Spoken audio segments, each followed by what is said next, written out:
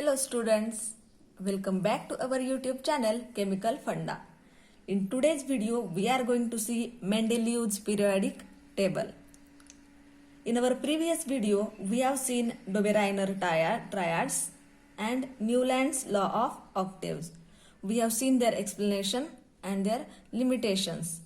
So in today's video, we are going to see about Mendeleev's periodic table. Students, after Newland's, Russian scientist Dmitry Mendeleev,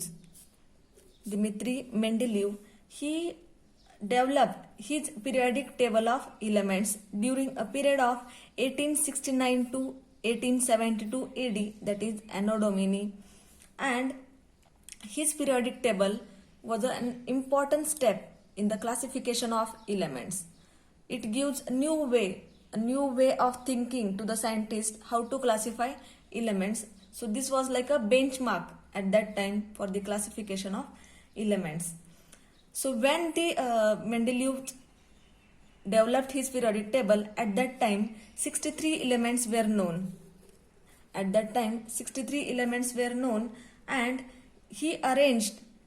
Mendeleev arranged all these elements in an increasing order of their atomic masses. So he arranged all these 63 elements in an increasing order of their atomic masses, and he developed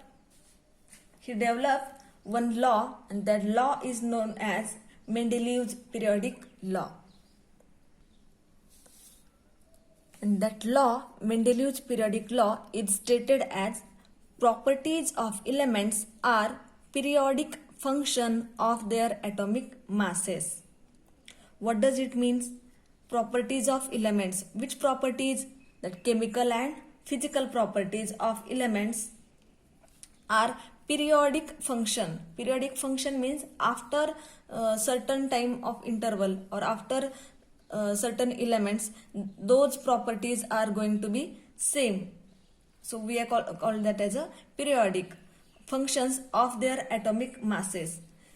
Mendeleev arranged all these elements in an increasing order of their atomic masses, and he found that properties of elements are periodic function of their atomic masses. Mendeleev observed that properties like melting point, boiling point, densities,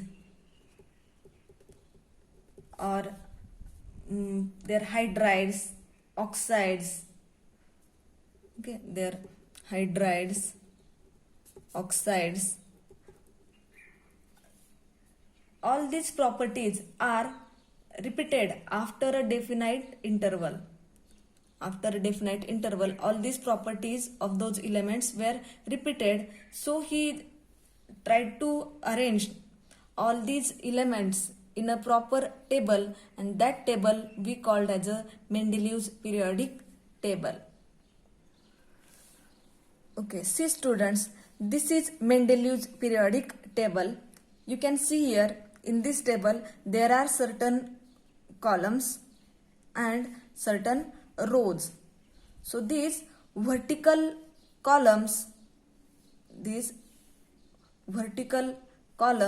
are called as groups. You can see there groups from group 1 to group 8.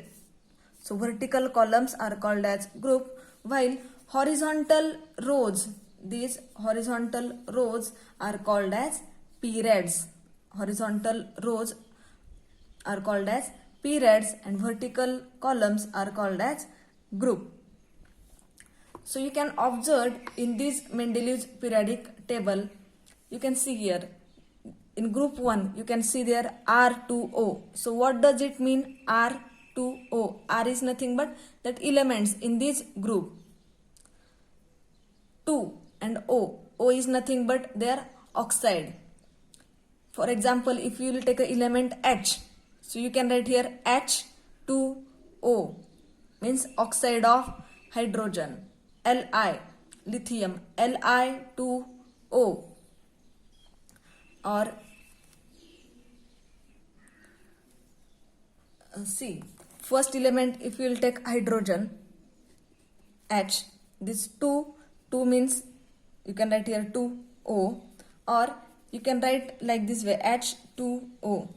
These 2 in Mendeleev's periodic table he wrote in a upper part of this element, and in our usual writing nowadays we are writing it in a downward part or a lower part of that element, to the subscript, we can say to the subscript, and he wrote in the superscript. Okay, so first element you have seen hydrogen, you can same write same for lithium, Li2O, oxide of lithium. If you will see for sodium, Na2O.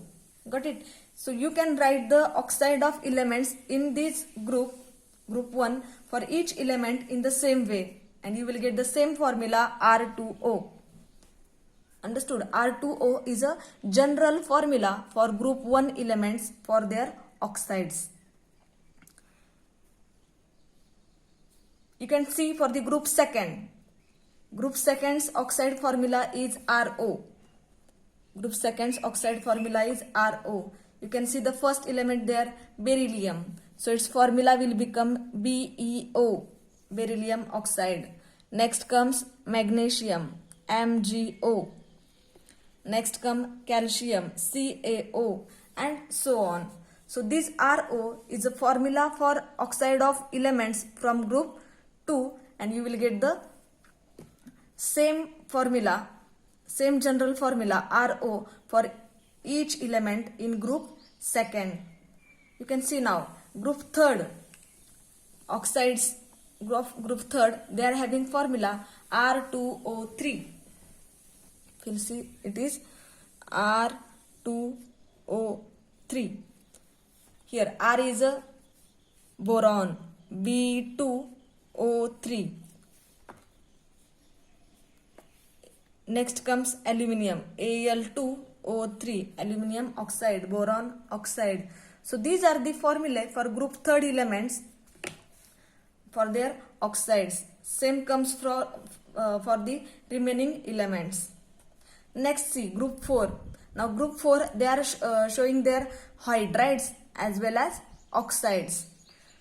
So their hydrides for the group 4, see formula is RH4. Formula is there RH4. R is a element. If you see the first element is a carbon, CH4. So CH4 is a hydride of carbon for group 4. You can write the same for silicon. You will get a formula SiH4, TiH4, and same for the remaining elements. Understood? You can write oxide for the group 4th element. Formula is RO2. See the first element carbon, I will write here C, its oxide CO2. O2 is common for group 4th element for their oxide. So you will get formula CO2 or SiO2. You can write the same formula for remaining elements with their symbols. Next, see group 5th. Group 5th, its hydrides formula is RH3.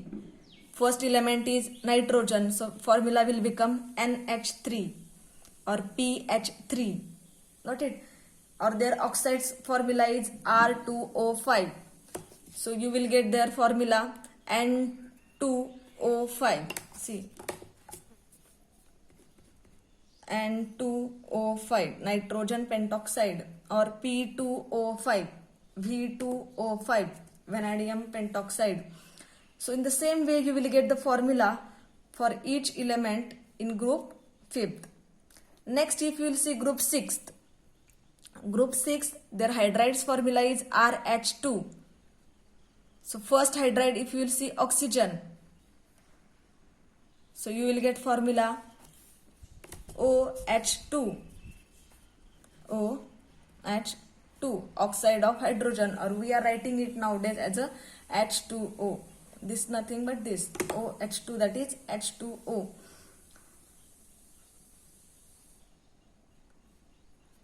And same for the remaining elements.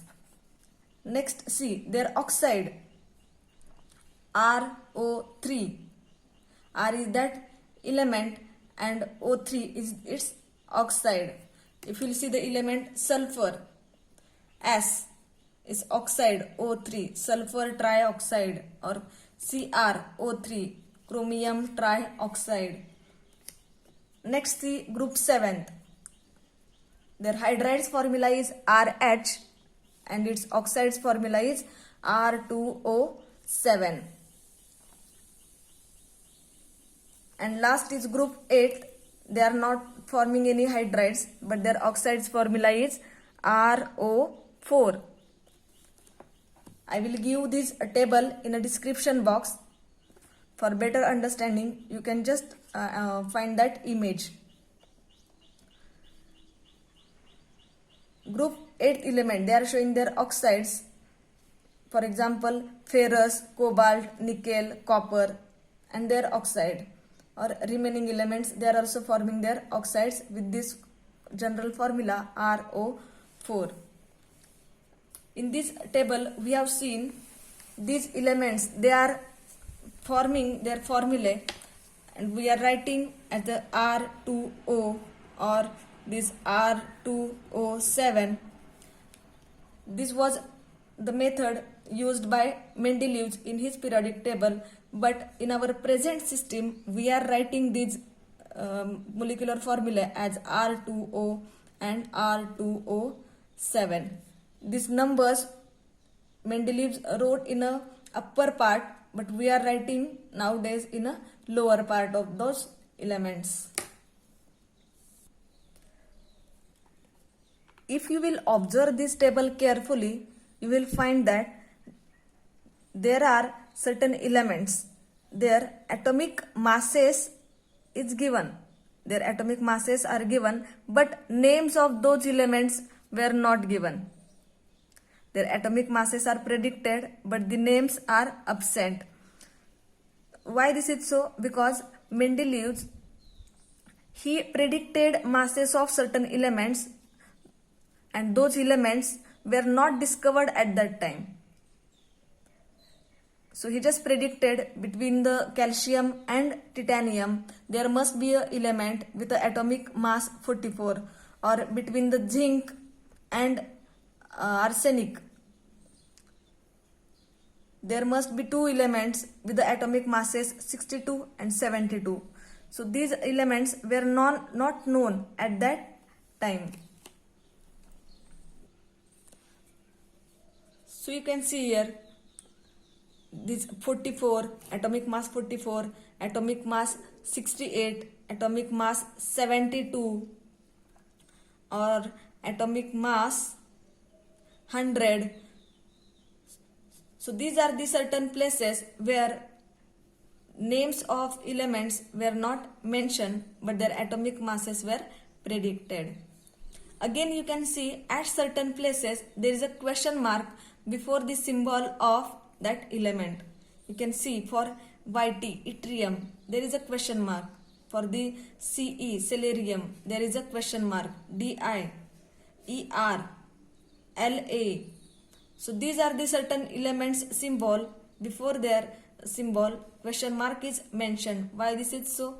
Because this question mark indicated that there is uncertainty in the names of these elements.